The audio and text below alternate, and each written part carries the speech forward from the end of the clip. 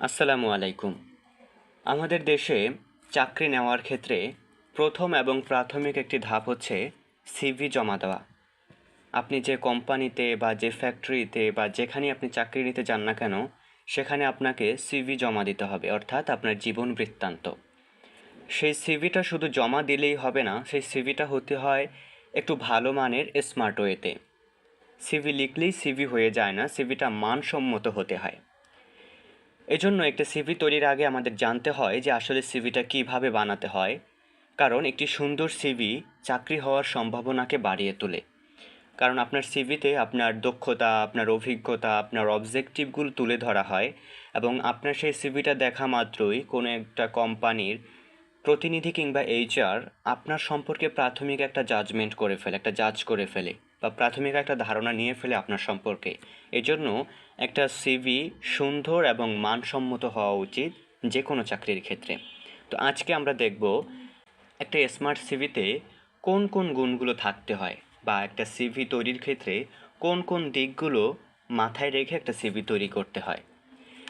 CV যেন দেখতে সুন্দর হয়, পরিপাটি হয় আর সহজে যেন পড়া যায়। সিভির ভাষা হবে সহজ সরল স্বাভাবিক, যেন দেখতে সুন্দর হয় এবং সহজে পড়া যায়। অতিরিক্ত রং বা ডিজাইন যেন না থাকে। অনেকে আছে সিভিতে বিভিন্ন ধরনের কালার বা ডিজাইন করে নিয়ে যায়, যেটা একেবারেই বেমানান, ওটার প্রয়োজন নাই। সাধারণত এক পৃষ্ঠায় অথবা অভিজ্ঞতা বেশি থাকলে 2 পৃষ্ঠা রাখাই ভালো। চেষ্টা করতে হবে এক পৃষ্ঠায় যেন সিভিটা রাখা হয়, আর যদি অনেক ধরনের অভিজ্ঞতা থাকে তাহলে সেক্ষেত্রে 2 পৃষ্ঠা রাখা যায়। নাম, ঠিকানা, মোবাইল নম্বর, ইমেল সব কিছু সুন্দরভাবে দিতে হবে। ইমেল যেন পেশাদার হয়। ইমেল যেন পেশাদার হয়, এটার উদাহরণ হচ্ছে, যেমন উদাহরণস্বরূপ আমি একটা দিচ্ছি, যেমন mdmahimkhan@gmail.com। এটা হচ্ছে একটা পেশাদার ইমেল। কিন্তু এখানে যদি আপনি মাহিম কুল বয়, স্মার্ট বয়, অ্যাংরি বয়, এর চারটা এ ধরনের কোনো যদি শব্দ ব্যবহার করেন তাহলে সেটা পেশাদার ইমেল হয় না। তাই ইমেল হবে পেশাদার ইমেল। এটা একটা সিভির মানকে বাড়িয়ে তোলে বা আপনি যে একজন স্মার্ট মানুষ সেটাকে প্রকাশ করে। যে চাকরিটি আপনি নিতে চাচ্ছেন সেটার জন্য আপনি কেন উপযুক্ত, এখান থেকে আপনি কি করতে চাচ্ছেন, এই ক্যারিয়ার অবজেক্টটা ছোট করে লিখুন। আপনি যে এখানে চাকরি করতে যাচ্ছেন, এই চাকরির জন্য আপনি কেন উপযুক্ত সেই কথাটা তুলে ধরবেন। আর হচ্ছে সেখানে চাকরি করে আপনি নিজের ফিউচারকে কিভাবে ব্রাইট করতে চাচ্ছেন, অথবা সেখানে চাকরি করে আপনি কী ধরনের দক্ষতা অর্জন করতে চাচ্ছেন সেই লক্ষ্যটা এখানে তুলে ধরবেন। শিক্ষাগত যোগ্যতায় সর্বশেষ ডিগ্রি আগে দিন, তারপর অন্যগুলো দিন। অর্থাৎ ধরেন আপনি এইচএসসি কমপ্লিট করে একটি চাকরি করবেন। এখন এক্ষেত্রে অনেকেই দেখা যায় যে জেএসসি, এসএসসি, এইচএসসি এভাবে ধারাবাহিকভাবে দেয়, কিন্তু না, আপনি আগে যেটা সর্বশেষ করেছেন সেটা দিবেন। এইচএসসি আগে দিবেন, তারপর এসএসসি, তারপর জেএসসি। অনেকে আছে যারা গ্রাজুয়েট বা অনার্সে পড়া অবস্থায় চাকরি করতে যায়। তারা আপনি যে অনার্সে যেখানে বা যে ইয়ারে যে সাবজেক্টে পড়াশোনা করছেন সেটা আগে দিবেন, তারপর এসএসসি দিবেন, তারপর এসএসসি দিবেন। এজন্য শিক্ষাগত যোগ্যতা সর্বশেষ যেটা আপনি শেষ করেছেন বা করছেন সেটা আগে তুলে ধরবেন। এরপর এই চাকরির সাথে সম্পর্কিত শুধু সেই দক্ষতাগুলো যুক্ত করুন। সম্পর্কিত না এমন কিছু যুক্ত করবেন না। সরি, এখানে একটু বানান ভুল আছে। এখানের এই কথাটার মানে হচ্ছে, ধরেন আপনি একটা স্কুলে চাকরি করবেন এবং সেখানে আপনি একটা সিভি দিবেন।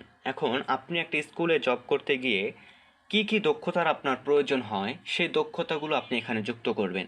আপনার টিউশনের দক্ষতা আছে, আপনার ভালো যোগাযোগ দক্ষতা আছে, আপনার ক্রিয়েটিভিটি আছে, আপনার সৃজনশীলতা, আপনার স্টুডেন্টকে বোঝানোর, পড়ানোর, তারপরে রুটিন তৈরি করা, সিলেবাস তৈরি করা, এই যে আপনার এই দক্ষতাগুলো আছে সেটা আপনি এখানে যুক্ত করবেন। সম্পর্কিত না এমন কিছু দক্ষতা যুক্ত করবেন না। ধরেন আপনি স্কুলে চাকরি করবেন, সেখানে আপনি আপনার হচ্ছে ইলেকট্রিক্যাল দক্ষতা যুক্ত করে দিছেন, এটা করা যাবে না। আপনি স্কুলে চাকরি করবেন, আপনি স্কুলের সাথে সম্পর্কিত, পড়াশোনার সাথে সম্পর্কিত এই দক্ষতাগুলো অ্যাড করবেন।